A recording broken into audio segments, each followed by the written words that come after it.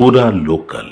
ప్రస్తుతం Telugu big boss season 9 రెండో వారం ముగిసి మూడో వారంలోకి అడుగుపెట్టింది. సోమవారం జరిగే నామినేషన్ ఎపిసోడ్ లో ఎంత టెన్షన్ ఉంటుందో సండే ఎలిమినేషన్ ఎపిసోడ్ లో కూడా అదే టెన్షన్ ఉంటుంది బిగ్ బాస్ షో అభిమానులకు. తాజాగా షో నుంచి కామనర్స్ లో మర్యాద మనీష్ ఎలిమినేట్ అయ్యాడు. సామాన్యుడిలాగా హౌస్ లోకి అడుగుపెట్టిన మనీష్ తనదైన ఆట తీరుతో ప్రేక్షకులను బాగానే అలరించాడు. ఈ వారం నామినేషన్ లో మర్యాద మనీష్ తో పాటు సుమన్ శెట్టి, ప్రియా, డీమన్ పవన్, హరిత హరీష్, ఫ్లోరా, భరణీలు కూడా ఉన్నారు. చివరి వరకు ఫ్లోరా, మనీష్ల మధ్య గట్టి పోటీ నడిచింది.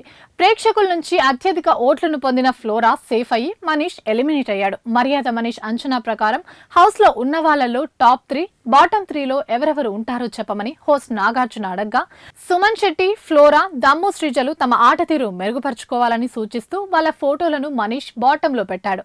అలాగే భరణి, ఇమాన్యుయల్, సంజన, హరిత హరీష్లు చక్కగా ఆడుతున్నారని వారిని టాప్ లో ఉంచాడు.